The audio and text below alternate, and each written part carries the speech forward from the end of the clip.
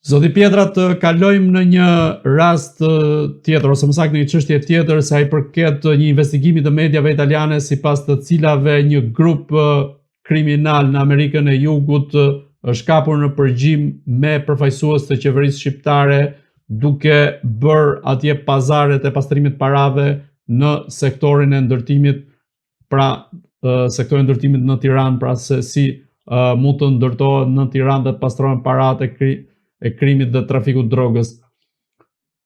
Ju besoj e keni parë këtë ngjarje këto ditë dhe çfarë do thotë kjo për vetë qeverinë e kryeministrit Edi Rama dhe çfarë tregon nga ana tjetër lidhjet mes politikës dhe krimit organizuar? Që jemi para krimit organizuar politik, këtu jemi. Këtu jemi para asaj që çfarë ka ndodhur në Shqipëri nuk ka ndodhur në si vend në botë. Të ndërtohen kulla në mes qytetit Tiranës, të mos shiten, se ka dhe një mënyrë tjetër, që ti nuk po i shek, sepse nuk është askush që mund t'i blejnë. Dhe këta është një rrezik i madh që këto ndërtime në mes të Tiranës mund t'i blejnë organizata kriminale të lidhur me këta persona. Dhe ata mund t'jenë shumë të rrezikshëm ma vonë për shtetasit shqiptar dhe për Shqipërinë.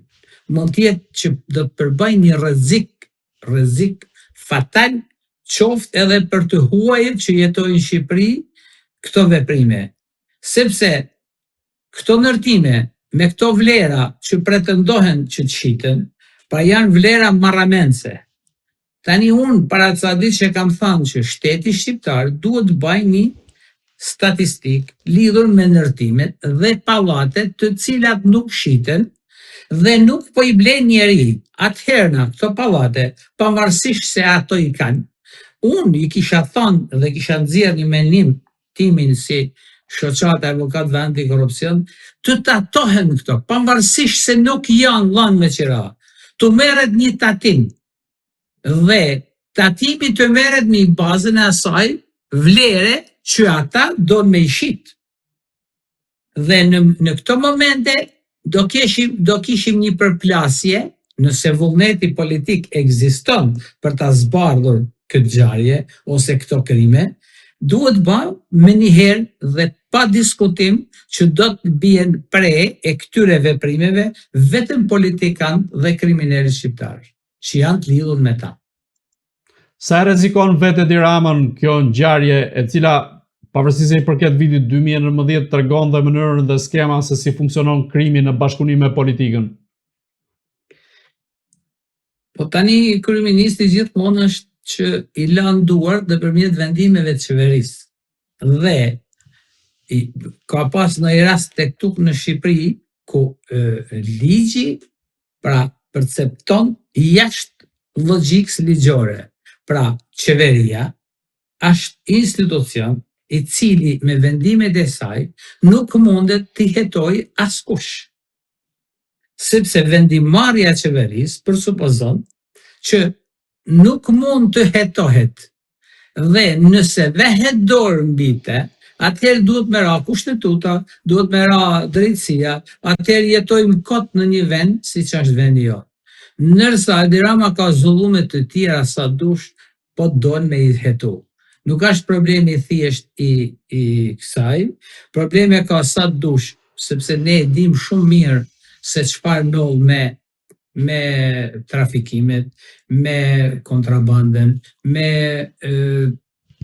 me tendrat që jepen për të ndihmuar pra institucione ose personat të veçantë, pra janë bërë me miliona euro investime për të rregulluar ose sistemu interesat e biznesmenve. Por këta biznesmen automatikisht pra del në pas që janë të lidhur me kryeministrin ose me politikën shqiptare. Pra çka do thotë që qeveria jep lek me vendim qeverie për të kryer një veprim, për të bërë një investim, po ky investim është në vendim qeverie dhe nuk mund të marrë përgjegjësi kryeministri as qeveria. Dhe në këtë rast, pra duhet hetu dhe unë kam thënë gjithmonë që jepi, se kështu ka funksionu në gjithë botë, jepi tenderin, le ta fitojnë tenderin me korrupsionin, le ta fitojnë, s'ka rëndësi, të bëhet rruga, të bëhet institucioni, të bëhet në këto ndërtime, por ama, ma vonë, hetoj, merrja këto para dhe jepja shtetit. Se e ke mundësin, se me se pas mundësin nuk e them, por gjitha këto veprime, le tjetë palishme, ne kemi vujt 2 vjet me aspirin, po çka problemi kishte 40 milion kilometri, po sa do në 80 milion, por hetoje mrapa dhe merrja parat, para ma për qytetar dhe për shtetin tonë, të bëhet ajo rrugë, jo të presim politikën që të bëjnë kundërshtimet, që politika të lozin rolin, pra opozita të lozin rolin për të ashtërmu sa ma shumë pozitën për t'i marrë lek. Se ne e dim, këto janë gjëna të dukshme dhe gjëna që nuk mund t'i fshehin asnjëri. Pra, sa më i madh tjetë presioni i opozitës, është më shumë lek marrin personat e opozitës për këtë që po bëjnë. Pra, kështu ka funksionu dhe kështu funksionon deri më sot. Nëse don që t'jemi në një shtet që të luftojnë korrupsionin, do filloj nga parlamentarët. Askund tjetër. Janë krejt të tjerët janë zero. Pra nuk doli kush, edhe kryeministit i kemi thënë, i kemi bën një shkresë zyrtare. Krijo një task force vetëm për politikanë, zotëri. Nuk mos u merr me qytetarët, mos u merr me biznesmen. Vetëm bën një task force vetëm për politikanë, për krimet e tyre, lidhjet e tyre me politikën, lidhjet e tyre me lek, ku i kanë çu. Po në Shqipëri është e çuditshme, mund të ketë miliarda euro në shtëpiat e politikanëve. Mund të ketë futur në dhënë, bodrume, smerret xhave shtu, zotëri. Dhe levizin parja, levizin dorë dhe rrof pastrimi parave, pastaj që thonë që është një institucion i pastrimit parave. E këto kapin e pastrimi parave, kemi një rast që pastrimi parave, një familje prej 5 personash jetonte në Belgjik, dhe kishte arrit me ble mas 25 vitesh 2 shtëpia të vogla gasoniere në Durrës, dhe pastrimi parave po heton 120.000 euro si ka fitu kë, dhe duhet japin prova se si ka arrit me i ble 2 shtëpia, 5 vet, pra 5 familjar, që i kanë jetu 30 vite në Belgjik. Ma shturp i botës. Pra, po kështu jenë, kështu funksionon në Shqipëri dhe kështu kemi ngel. Zoti Pietra, në një raport të fundit të publikuar nga Departamenti Amerikan i Shtetit, shpjegohet edhe klima investimeve në Shqipëri sa i përket investitorëve të huaj që duan të investojnë në Shqipëri, dhe tregohet se sa të vështirë e kanë ata për të bërë biznes në Shqipëri përballë ekonomisë informale, krimit, pastrimit parave. E ndodhur në këtë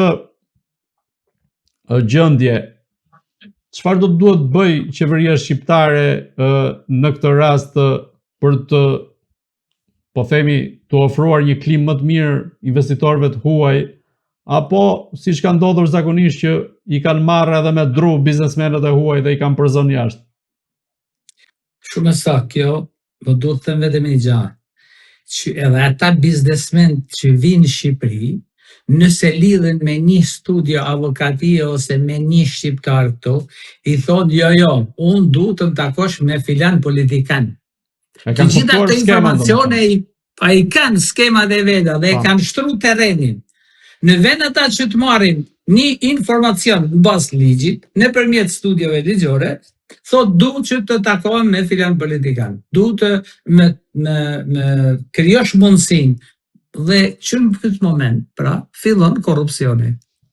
Dhe asnjë punë në Shqipëri dhe asnjë huj nuk mund bajnë investim, nëse nuk arrin me bë korrupsion, me i dhanë lek qoftë atij ose deri te kryeministri.